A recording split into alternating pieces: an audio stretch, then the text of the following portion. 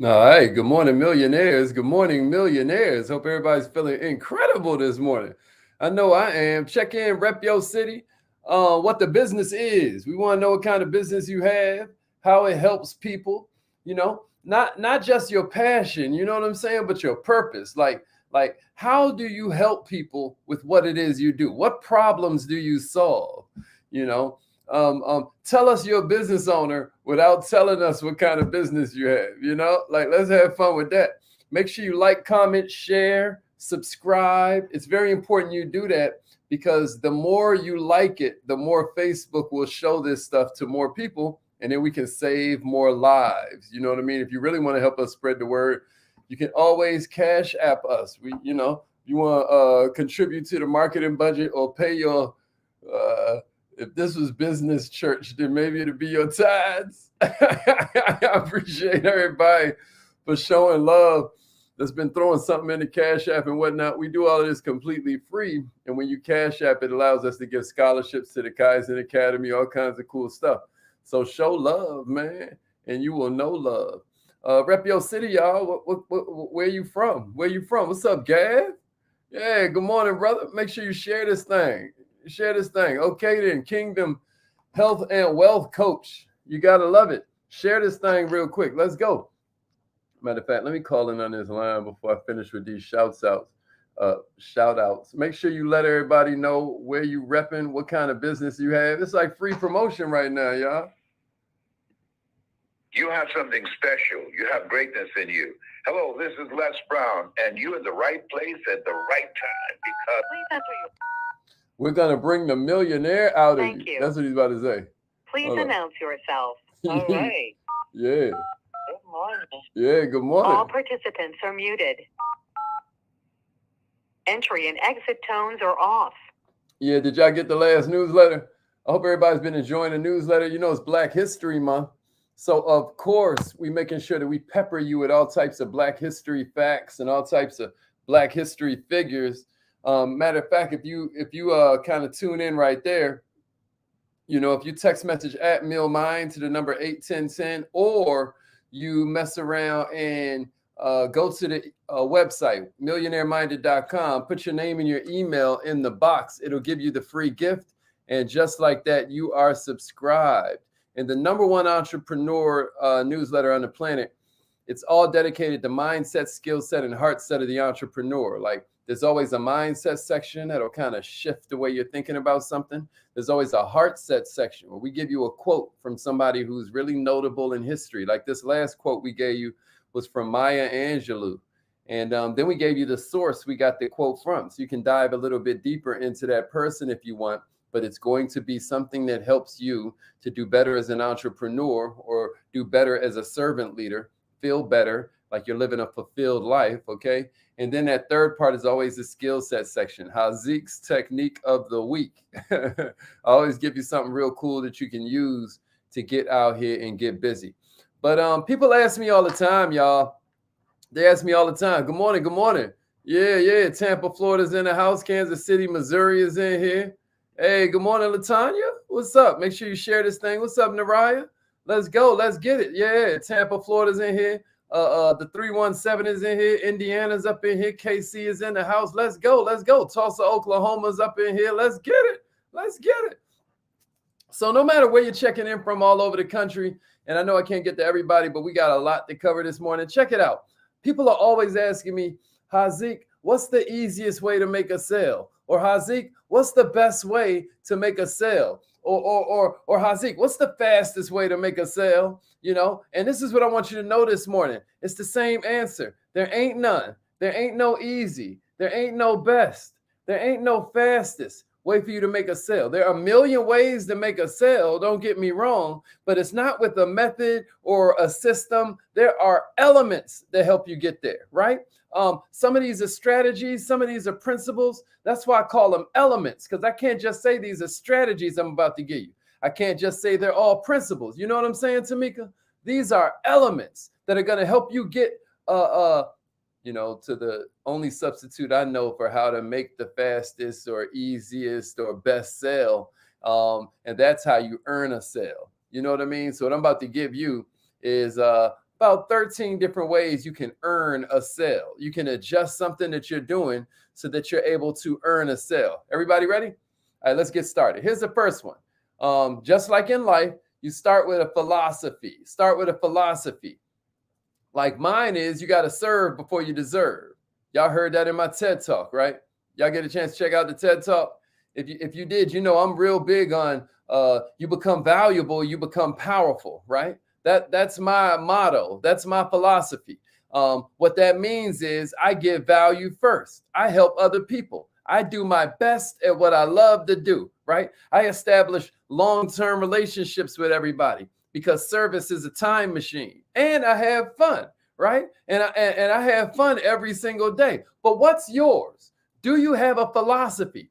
Your core philosophy is what drives you into the sale. It's what leads that prospect to an understanding of why you exist, right? It all starts with your philosophy. Let me see it in the comments if you believe this. Somebody say, I have a philosophy. Even if you don't have one yet, I want you to say it in the present tense because maybe this is something you put on your priority list. Somebody say it. I have a philosophy.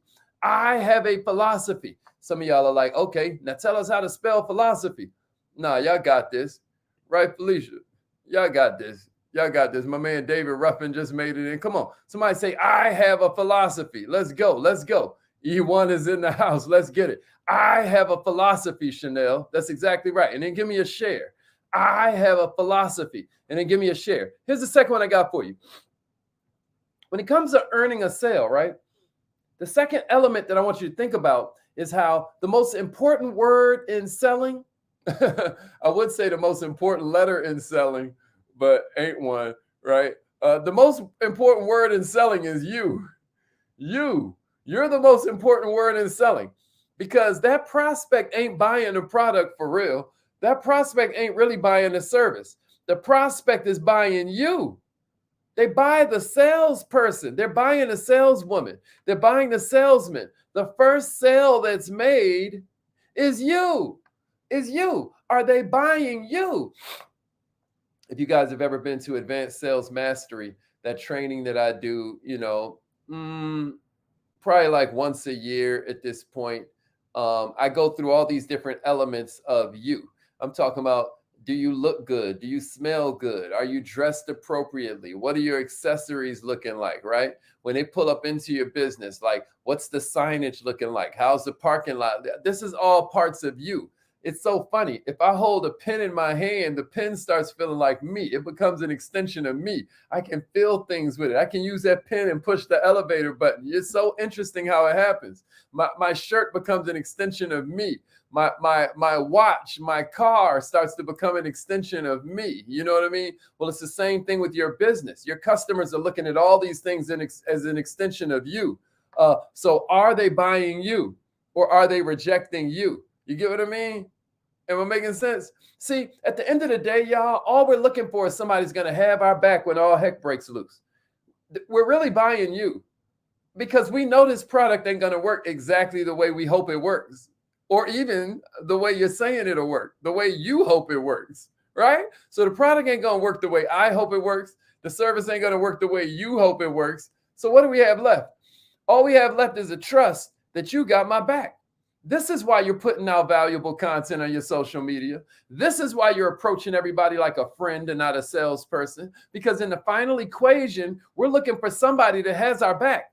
You get what I'm saying? And there's a bunch of ways you can show that. Oh, you can say it. Oh, you can do different things for them. You can do both, right? There's a myriad. There's a milieu. There's a plethora of different ways you can show this. But the question is that on your priority list? Are you even looking to show them that you know you're the one that they're purchasing? What are you doing to pour stuff in yourself so you have more to share? Am I making sense? Because the most important word is you. So here's the third one. Somebody say, I am selling myself, and then give me a share. Somebody say, I am selling myself. You know what I'm saying, Cindy? Say, I am selling myself, Damon. Let's go. Appreciate that, Damon. Let them know, cousin. Let them know. Hit the share button, baby. I am selling myself, Savita. Give them that one, Arsenio. I am selling myself. At the end of the day, that's what you're doing. That's what you're doing, Savita. That's what you're doing, George. Let's go, Jennifer. Let's go, Jennifer. I am selling myself. Exactly. I am selling myself, Deborah. Let's get it. I am selling myself. Here's a third one. Know why you're selling. Know your own why first. Know your own why first. Your why is what supports and strengthens that belief system you got. It's all about your why, right? I think it's Jim Rohn who said, when the why is strong enough, then the body can withstand anyhow. And it might not have been Jim Rohn. It might have been that dude that wrote that joint about surviving the Holocaust camp, the concentration camps. It might have been him, but regardless, it's true. We don't know what I mean, I'm not a machine, right? All right, appreciate that, Shelly Ann. Let's go, let's go, let's go. Yeah, Coach Green. Coach Green is in the house. Let's go, let's go. Yeah, Arsenio, that's exactly right. Let's get it. Good, good. Yeah, that's what we need. That's what we need. And here's the thing I want you to know about a why. Check it out. A lot of times your real why might be 3 or 4 whys deep. You know what I'm saying, Coach Green? Sometimes it's 3 or 4, it's the same thing for your clients. I always try and get you to dig a little bit deeper with the questions you're asking, right? Because the same thing with your clients. But as a matter of fact, that's what we're covering on the Kaizen Academy this weekend. We're going to talk about questions, But what I want you to think about, y'all, is how deep are you going with your why? Like if I ask you why you're in sales, you're going to be like, to make more money, right? Maybe you give me that, or maybe you give yourself that. But then you say, well, why? Why do you want to make more money? Well, I need more money to support my family. Okay, sounds good. Sounds good. But why? Why? Because 2 of my kids start college in the next couple of years, right? I want to be able to afford a school. I want them to be able to choose a school on the quality of education, not just the price of education. Huh? Okay. Now it sounds like we got somewhere. Now it sounds like we're getting somewhere. It's the same thing with your customers. Why do you want to solve this problem? Oh, because such and such. Yeah, but why? Or not, yeah, but we wouldn't say that. We would just say like, now, why is that important to you? Tell me a little bit more about that, right? And then sometimes they'll say it and you'll repeat the last 3 words of the sentence. Somebody say, know your own why first. Somebody say, I know my why. Somebody say, I know my real why. Somebody say, I know my real why. That's right. That's right. You know you're getting close if that why makes you cry. Listen, before you can start affecting other people, you're going to have to get real with yourself. Remember we said that that's the highest level of emotional intelligence, being able to motivate yourself. Everybody remember that? I sent a whole bunch of you what we call the feeling wheel, right? So you can strengthen your emotional intelligence. Everybody remember that? Everybody remember that? Do you know your real why? Somebody give it to me in the comments and then give me a share. I know my real why. I know my real why. Here's the 4th element I got for you. The sale is in your head. The sale is in your head. What am I talking about? I'm talking about if we started with attitude, now if we started with philosophy, now we're moving to attitude. It's the mindset by which you approach the sale. That's what's going to determine its outcome more than any other element in the process. It's going to be like, what is your mindset as you approach? Do you think yes? Do you think yes? I mean, when you start thinking yes, my joke that I always tell about this is when I first got started in sales, one of my mentors explained to me that it takes 6 or 7 no's to find that yes, right? I thought you're supposed to get the 6 or 7 no's from the same person.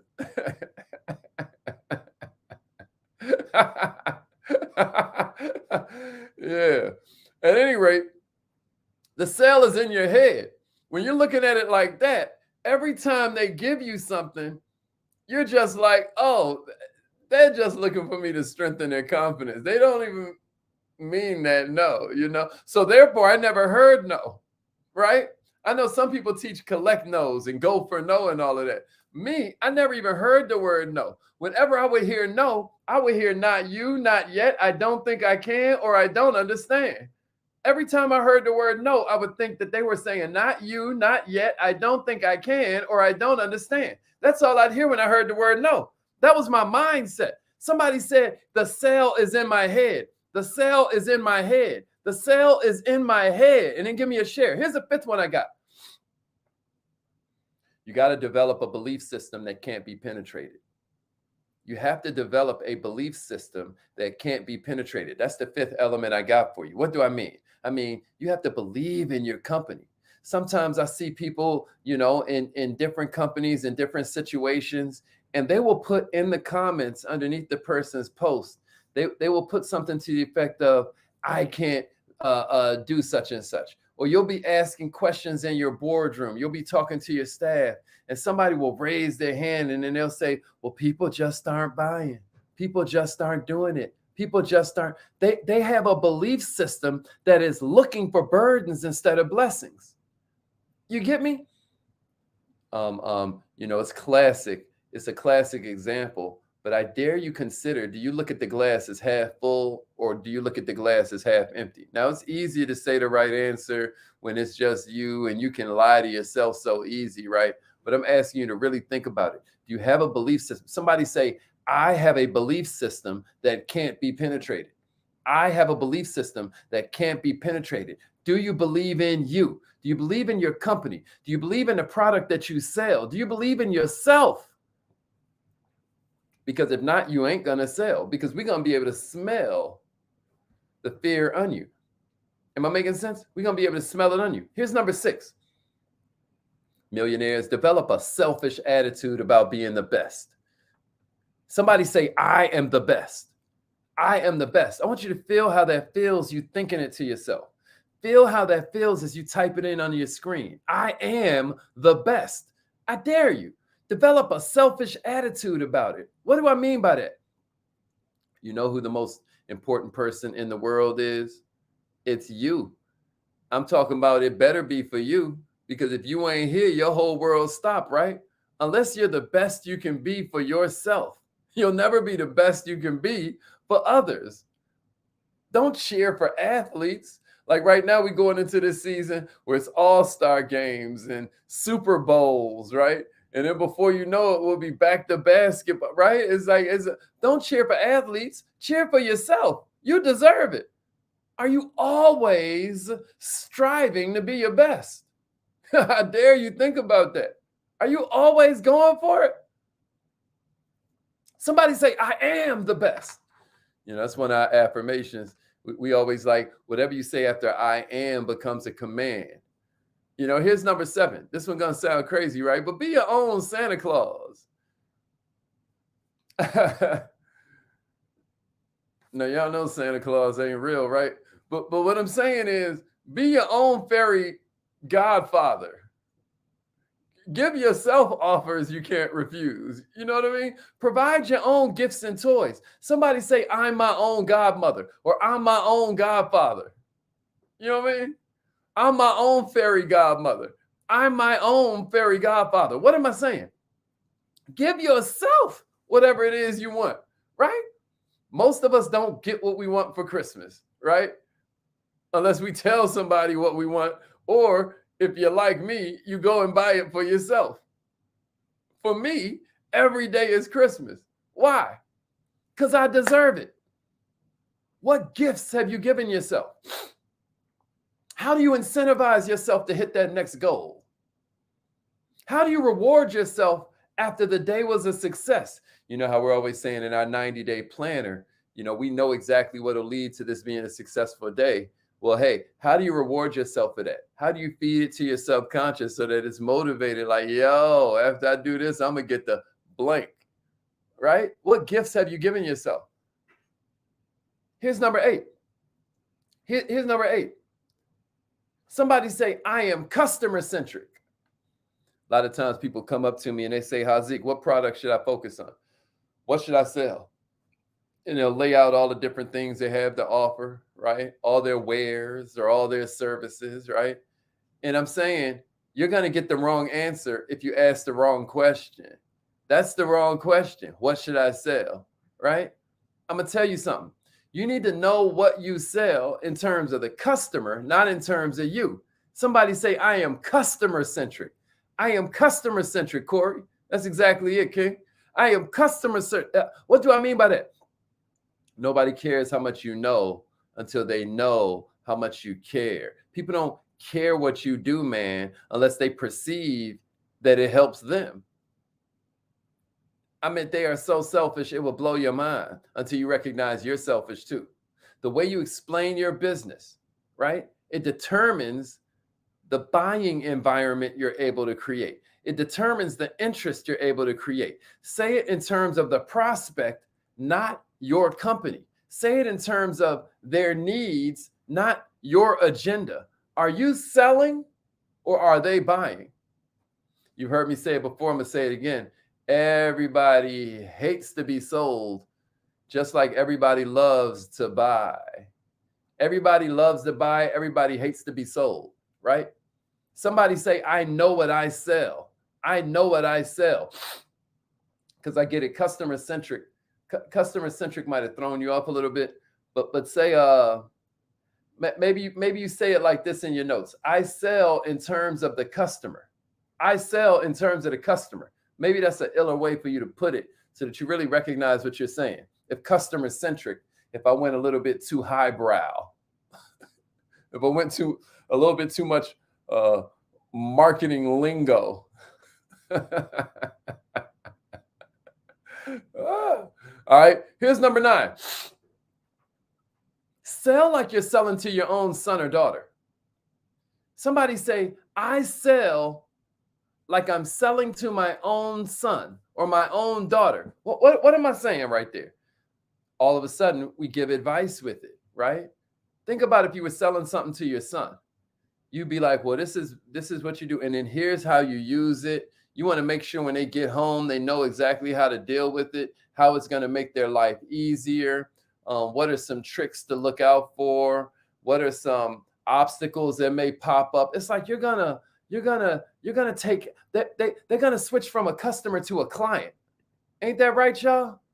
Yeah, once we know what we sell, and then I sell it to you like I'm selling it to my own son, my own daughter, right? All of a sudden, I'm treating them not like a customer, like it's a transaction, but all of a sudden, I'm treating them like a client. What's a client? Someone who's under my protection. Someone who's under my protection. Now, I don't just care about making a sale. I care about them creating the result. Right? Somebody say, I care more about creating the result than making the sale. I dare you. I care more about creating the promised result than I do making the sale. That's a big one. That's a force multiplier right there. Here's number 10 I got for you. You ready? Yeah.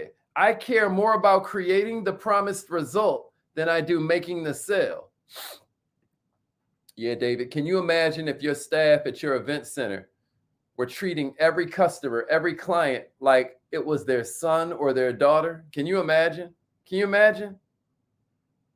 imagine if your whole customer service staff was treating each client like it was their son or their daughter? Can you imagine?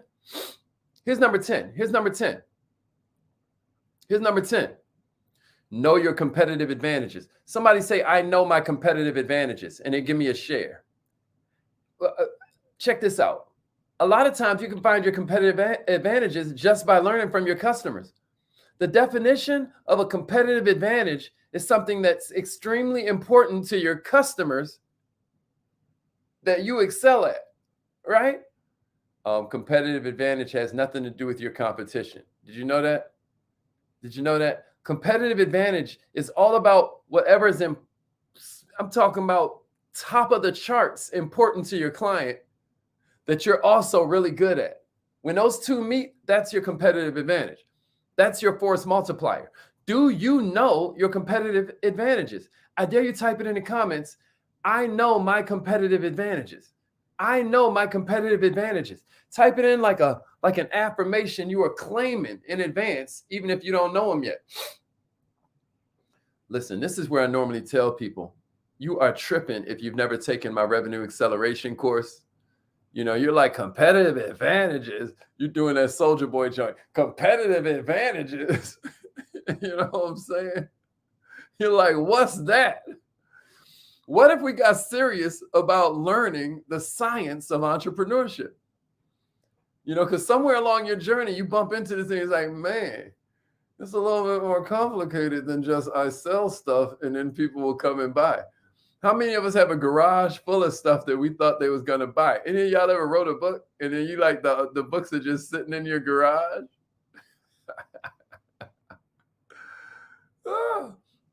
Somebody say, I know my competitive advantages. That revenue acceleration course takes you through the whole gamut. The 3 R's of revenue acceleration. It's a 4-part course, right? You know, the first time we give you the ecosystem, and then the first time we tell you about the before unit, recruitment. The next class we tell you about the during unit, referrals, and then the last class we tell you about the after unit, or what we call retention. Recruitment, referrals, and retention. You'll transform your business. But here's number 11, right? Here's number 11. People buy for their reasons, not yours. Somebody say, I know my customers' reasons.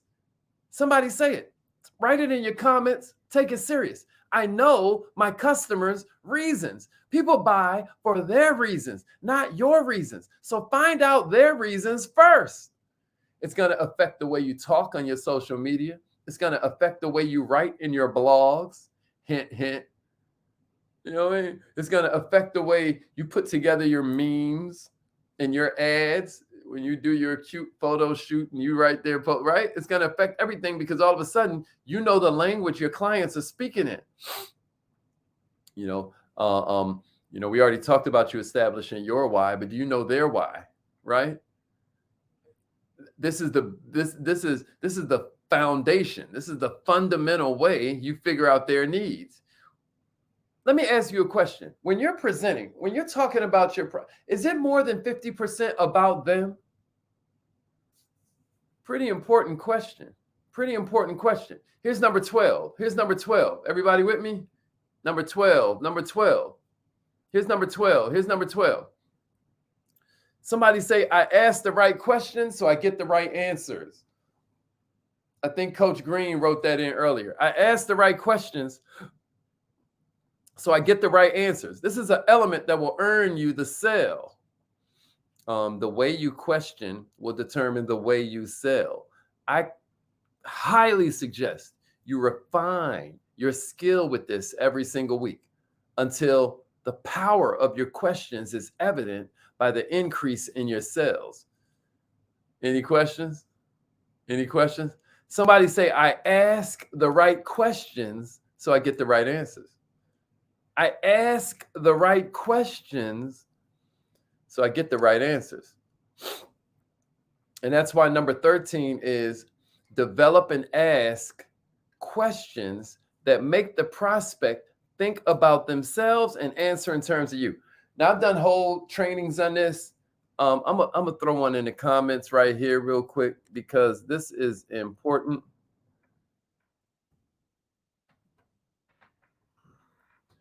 I don't know if this comment thing is going to work for me right now, but inbox me and I'll send you a training we did on questions. How's that? That's all I'm really saying. Here's my question for you. Do you have a list of 20 of the most powerful questions that you can use for your business? Do you have a list of 20 of the most powerful questions that you need for your business? Think about that. Do you have a list of 20 of them? I dare you. Where you make them evaluate new information, where you get them to give you answers in the form of information about themselves, right? What questions are you asking? Somebody type it in the comments. I have a list of power questions. I have a list of power questions. My man Corey was like, yeah, he sure does. So y'all can hit Corey up for examples. Y'all can hit Corey up for ideas. Because this is the bonus for you, man. This is the bonus I got for you. Check it out. What I need you to do is transition from a salesperson to a resource. You do that, everything's over. It's over. You're going to be the best in the business. If you'll just decide you're here to be a resource, not just some kind of salesperson. Are you a resource? Somebody say, I am a resource. Somebody say, I am a solution. Become valuable. The more valuable, the more powerful, right? The more value you bring, the higher you're going to go, right? But to become valuable, you've got to give value first, right? You got to make it so the prospect perceives greater value than the price. That's the definition of value. How much more do you give than you ask for? If two people offer the same product at the same price and they give the same service, the one with the greatest perceived value is always going to win. Same product, right? Same price, same service. The one with the greatest. Why? Because we're always looking we're always looking for the person who's going to have our back when this goes wrong. That's why I'd rather buy the same thing from you that I could buy from this other person who doesn't seem to have as much value. They don't seem to have as much expertise, right? They don't seem to have as many resources to offer me. I'm not saying I'll need all the resources, but dang, at least this person got them. This one right here ain't even got them. I'm buying from this person all day. I'm going to tell you something wild. I might even pay more from this person. I was at a gun show this weekend, and one guy had the same gun as the other guy. You know, but this guy, he would sell you like a whole bag of bullets with the gun. You know, I know that's simple marketing 101, but I'm just asking you, what are you doing to give more value? Then he starts describing to me how this 100-round drum works. You know, they call it a Mickey Mouse drum, where it has the two ears on either side of it, right? It's like a Tommy gun, but it has these two. Y'all don't care. But my point is, he was such a resource that I felt like if I bought from him, I'd be able to call him and ask him to answer my questions. I'd be able to call him and ask him questions about other guns that I didn't even purchase. You get what I mean? How much value do you bring to your prospects? How much value do you bring to your customers? This is a never-ending learning process, y'all. There's no one way to sell. If you really want to master the science of selling, you got to master these elements I just gave you one by one. And who knows, maybe there's some other elements that I didn't even mention.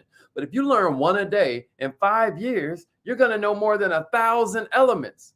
And you're still going to be able to take the weekends off. You got me? So again, if you want some help with some of these, reach out to me in my inbox.